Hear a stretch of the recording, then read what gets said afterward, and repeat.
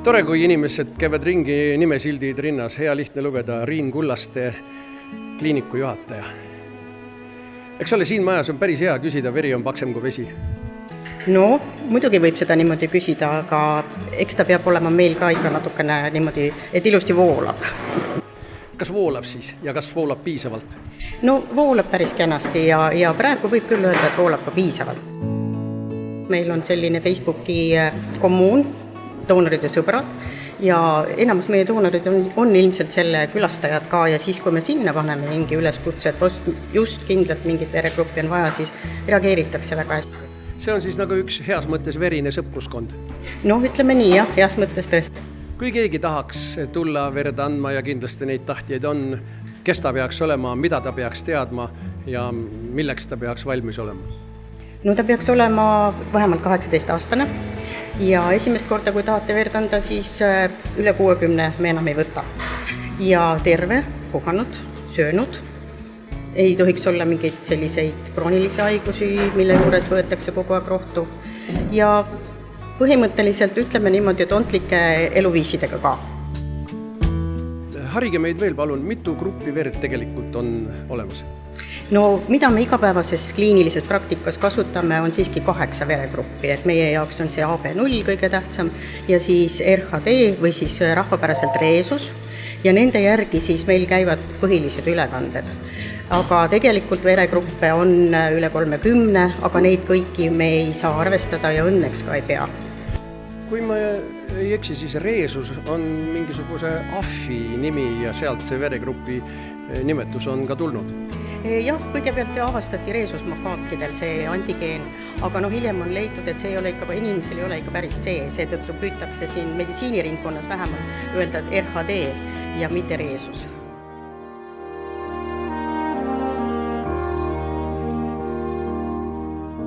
Vahepeal õnnestus mul stuudiosse meelitada üks tore perekond. Ma ütleksin pelikanide perekond, kuigi nende perekonna nimi on hoopis Sillamaa ja ennäe kokku on neid 3. Alustame siis prouast. Karin Sillamaa, tere. Tere. Alar Sillamaa. Tere. Ja Aleksander Sillamaa. Tere. Tere. Su päris nimi on ikka Aleksander, eks ole? Ega sa ei taha, et sulle sassi öeldakse? Võib mõnikord öelda. Mõnikord ma ütlen, aga enamasti oled sa Aleksander. No nii või teisiti, sina päris pelikanide ütleme, koostisesse ei kuulu küll, aga perre, sest et Aleksandrit ilmselt ei lasta veel verd loovutama, aga millest muust meil praegu juttu tuleb kui sellest. Aga miks ta kaasas on? Mitte ainult siin, vaid nagu ma kuulsin ka seal. Seal ta hakkas käima 2-aastaselt, põhiliselt isaga kaasas.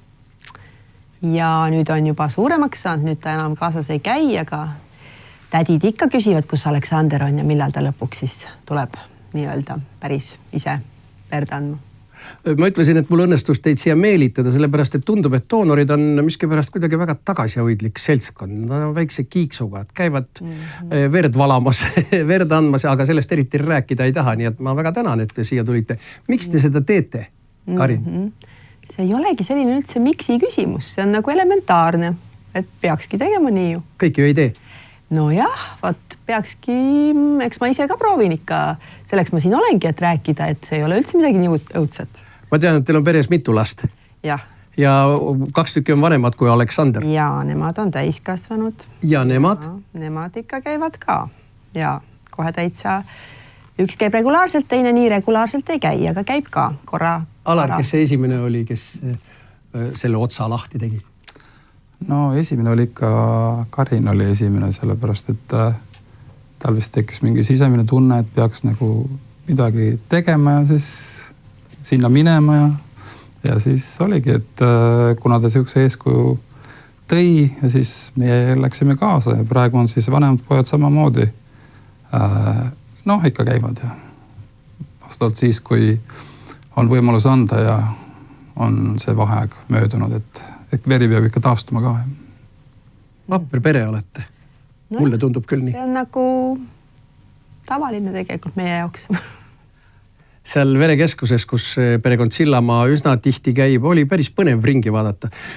Minu lähedale jäi üks suhteliselt samasugune tagasihoidlik inimene nagu nemad siin praegu.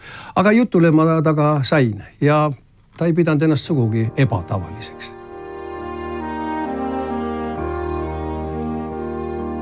Tere, mina olen Jüri. Tere, mina olen Priit. Mul on häbi tunnistada, ma olen esimest korda siin. No lihtsalt on niimoodi juhtunud. Ilmselt on sinul, Priit, suurem arv siin ette näidata neid istumisi. No on ikka, jah. Mitmes kord umbes? Ausalt öeldes ma ei mäleta peast. Aga umbes 3 või 4 nädala tagant ma siia ikka jõuan. Käid lihtsalt ise siia vabatahtlikult, oli selleks mingi tõuge ka, oli selleks mingi motiiv, miks sa käid verd andmas? Otsest motiivi ma ei mäleta, aga põhimõtteliselt on see kõige väiksem asi, mis ma nagu teha saan üldse teiste inimeste jaoks.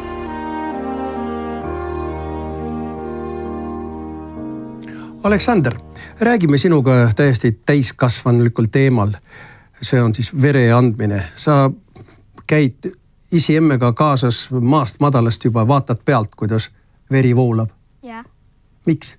Sellepärast, et see on huvitav ja niimoodi. On huvitav kohe?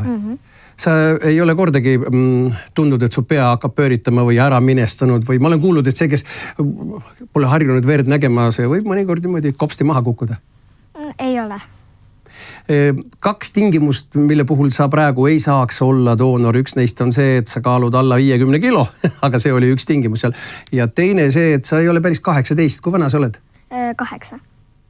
10 aasta pärast sa vist peaaegu oled otsustanud ka hakata käima doonoriks, nagu su 2 vanemat venda käivad. Ja. Miks? Sellepärast, et ma tahan enda verd nagu teistele ka jagada või nagu niimoodi. Isa Alar, meestes on rohkem verd, ma olen kuulnud, kui naistes. Kas te kohtate seal rohkem mees- või naisdoonoreid? Jah, et kui ma seal käinud olen, siis ma võiks ikka Eesti meeste kiituseks öelda, et meeste ülekaal on seal nähtav ikkagi. Mitu korda teie seal oma verd olete loovutanud? Umbes? No see aasta sai 45 korda täis.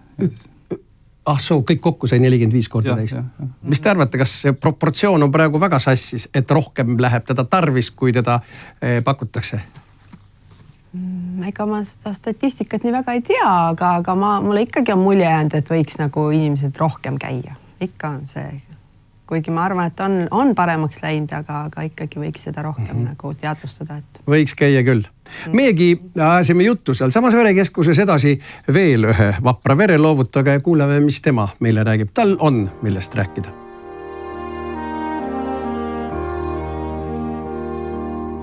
Tere, mina olen Jüri. Tere, mina olen Mark. Jäite praegu siia pärast tähtsat toimingut istuma, lebama, sellepärast ma kasutangi seda võimalust ära. Kas te teate, et veres on meestel 0,01 grammi kulda? Ja olen kuulnud. Mis te arvate, kelle veres on rohkem kulda, kas naistel või meestel?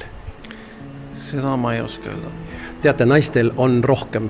Lihtsalt me oleme sellepärast rikkamad, et meil on jälle omakorda verd rohkem. Aga ma ei tulnud siia praegu neid andmeid välja pakkuma. Kaua te peate siin praegu veel istuma, Mark? Ma ei peagi siin üldse istuma rohkem, võiksingi lahkuda. Ja kui te praegu püsti tõusete, te ei tunne ei midagi erilist, ei pea ringi käimist ega mingeid muid nõrkusi, mitte midagi sellist? Ei, see on, tegelikult annab see vere loovutamine annab isegi parem enesetunde. Kui ma olen pikka aega käinud, mul hakkab varsti lähenema 150 kord, siis aegade jooksul tekib lausa vajadus, füüsiline vajadus. Nii et 2 kuu möödudes sa tunned nagu natukene kuidagi nagu imelikult ennast. Ja kui käid siin ära, siis on jälle tore olla ja hea olla. Et vereloomahorganid töötavad pidevalt ja niimoodi on hea olla. Mark, te olete sõltlane. Jaa, ma võiksingi öelda, ma olen enne ka siin maininud, et mul oli vajadus tulla. Sisemine vajadus, füüsiline vajadus. Seal küsisin Priidu käest, kas tal oli mingi motiiv või mingisugune kutse või mingisugune juhus selleks, et ta siia tuleks seda kõike tegema. Küsin teie käest ka, kas oli selleks mingi tõuget vaja? Asi algas Vene ajal 86. aastal, et siis anti puhkepäev. Ja see oli 4-päevane päev, vereloovutuspäev ja siis said puhkepäeva 4 päeval, reedel ja siis läks laupäev pühapäev otsa. see alguses sai siis. Järgmine mõte käivitas sellest, et organism või ütleme, tervis on kontrolli all, verd ju kontrollitakse. Ja siis edasi läks juba see, et see on ju tore ja heategevuslik ja nüüd on ta juba vajaduslik ja verejaam vahest helistab mulle ja pakub ja kui nad ütlevad, et minu plasma, ma ei suitseta, ei joo, ei tarvi mingisuguseid ravimid, siis on tore kuulda, kui läheb laste haiglasse see. Ja siis ma tulen alati, et see läheks lastele.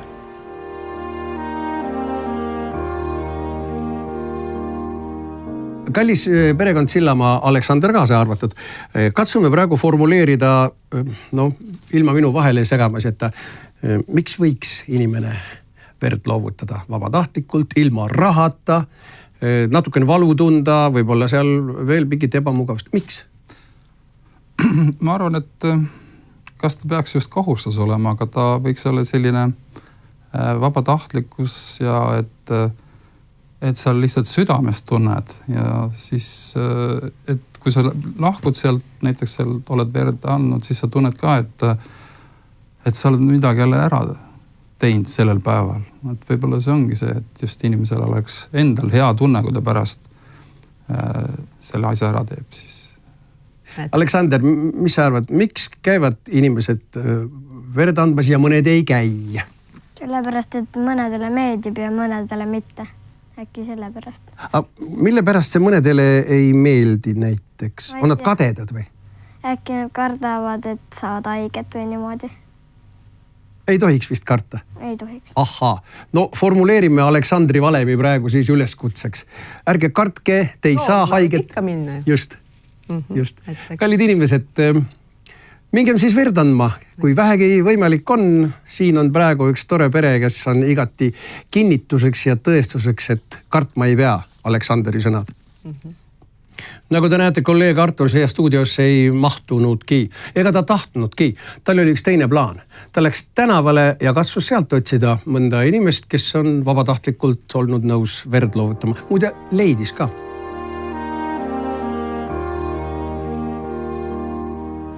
Kas sa mäletad, millal oli esimene kord, kui sa verd käisid andmas? Ma ei oska vanust öelda, ma arvan, et see võis ikkagi olla umbes täisealiseks saamisega seotud. Et nii kui tohtis, nii ma läksin, sest et mu mõlemad vanemad on olnud alati doonorid. Ma nagu teadsin, et nad käivad ja see tundus väga loogiline, et ma lähen ka ja mu vend on ka doonor, nii et me oleme kuidagi terve perega alati verd andnud. Nii et see ei olnud nii, et koolist kästi või kuskilt öeldi? Ei olnud jah, et mind ennast see kuidagi väga huvitas, mind on vist meditsiin mingis mõttes alati paelunud, arstide töö ja ma mäletan seda elamust esimest korda verd, kui ma läksin andma Hädala tänavale, siis ajad olid veel sellised, kui inimesed liiga lahked, teineteisega ei olnud ametiasutustes 90ndate lõpus millalgi. Ja siis seal see suhtumine oli nii teine, kõik inimesed olid nii rõõmsad ja tänulikud, et sa tuled meile vabatahtlikult oma verd loovutama, et mind tookord see väga liigutas, et just see vastuvõtt oli täitsa teistmoodi kui mujal. Nüüd on õnneks igal pool mujal ka juba toredam vastuvõtt inimestele. Aga see soe tunne on kuidagi alati, nad on nii tänulikud ja endal see hea tunne, mis sellest saab, et äkki on tõesti sellest kellelegi abi. Mul on selline veregrupp, et ma isegi tunnen seda nagu oma kohustusena, et oma haruldase veregrupiga või vajalike veregrupiga, siis ma tõesti pean seda ilma.